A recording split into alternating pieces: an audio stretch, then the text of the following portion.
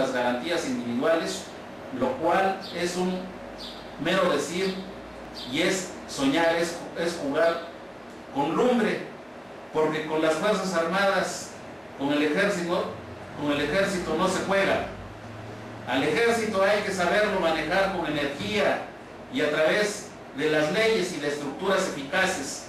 No podemos tener al ejército mexicano en las calles durante el tiempo que ellos quieran.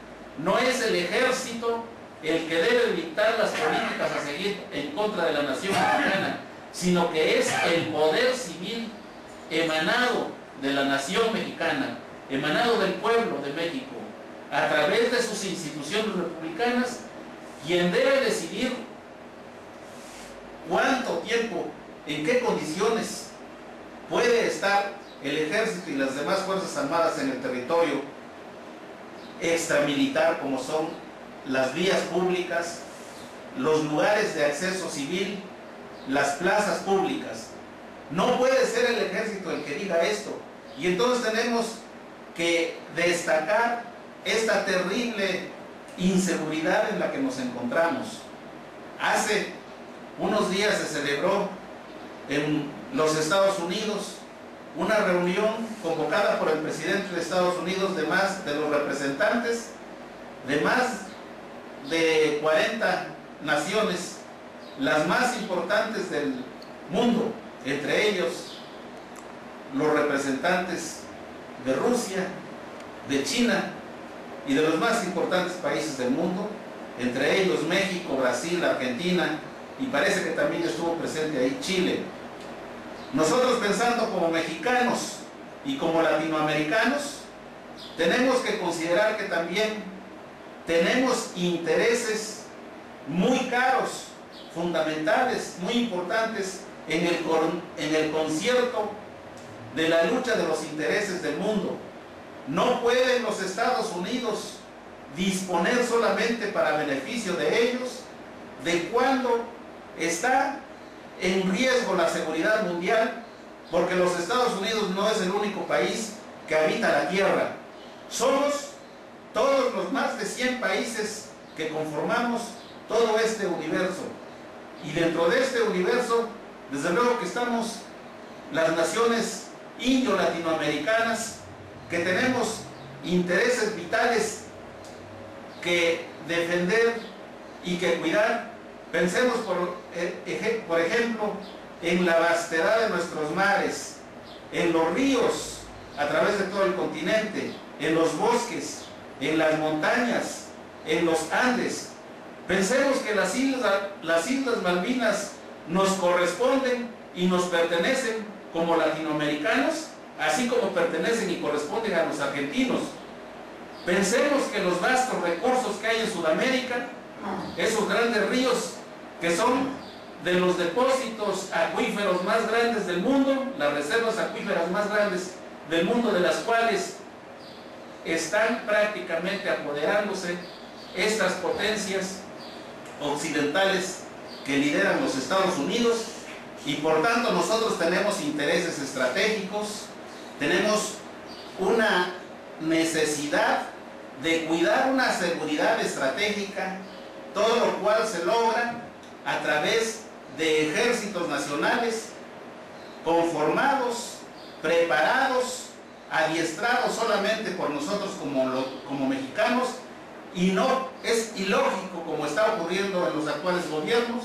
Esto se ha pronunciado sobre todo desde el gobierno de Carlos Salinas de Gortari hasta los actuales gobiernos, sobre todo estos dos últimos gobiernos, como complacientes, como verdaderos instrumentos de potencias extranjeras. Y vemos aquí cómo los militares, las fuerzas armadas de otros países, las fuerzas policíacas de Israel, de Estados Unidos, de España, de las Islas Británicas, están dedicándose, imagínense, a preparar, a adiestrar a nuestras tropas. No nos engañemos, estas gentes están llevando agua a su molino, están adiestrando a nuestras tropas, a nuestras fuerzas armadas, lo cual muestra que las fuerzas armadas mexicanas no son mexicanas como debieran ser, porque estamos poniendo una de las funciones básicas que implican la soberanía de un Estado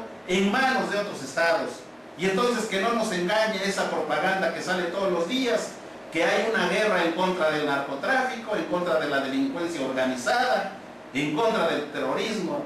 Esas son patrañas que no engañan a los mexicanos. Esas Fuerzas Armadas están desplegadas como un instrumento de la hegemonía y del poder imperial sobre todo en los Estados Unidos, y por eso debemos rechazar esas versiones tan complacientes que provienen de los altos funcionarios de la Federación por los medios. Por eso es que tenemos que luchar porque este ejército sea realmente mexicano, que sirva a México, que sirva a su estrategia, que cuide los intereses, como sería el desarrollo de una energía nuclear para fines pacíficos, y que no nos chantajeen otras potencias. Estados Unidos es una potencia que está en crisis y que está en decadencia. En algunos años Estados Unidos no tendrá ejército porque Estados Unidos necesita de otros ejércitos para cuidar sus intereses imperiales. Y entonces ahorita en Estados Unidos hay un problema grave de que no tienen ejércitos suficientes para cuidar, para llevar a cabo sus guerras que están llevando a cabo en otros países, y nos están engañando a nosotros que ellos vienen a cuidarnos. Eso es una mentira, es al revés. Ellos necesitan a nuestros hombres, a nuestros jóvenes, para emplearlos como soldados y sobre todo en estas futuras guerras que ellos están diseñando. Muchas gracias por ese comentario final, Francisco.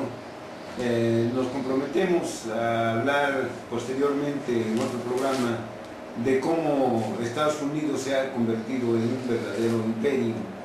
No olvidemos pues el tipo de políticas que ha empleado, la supuesta política del buen vecino, pero no es más que la política del garrote, la doctrina Monroe, la política este tipo de políticas más bien que ha sido para apropiarse de territorios y de los recursos de otros países. Lo pondremos pues a la luz, lo daremos a conocer posteriormente, porque sí es completamente importante que no nos vayamos con la finta de la cuestión esta del buen vecino, ¿no?, de Estados Unidos.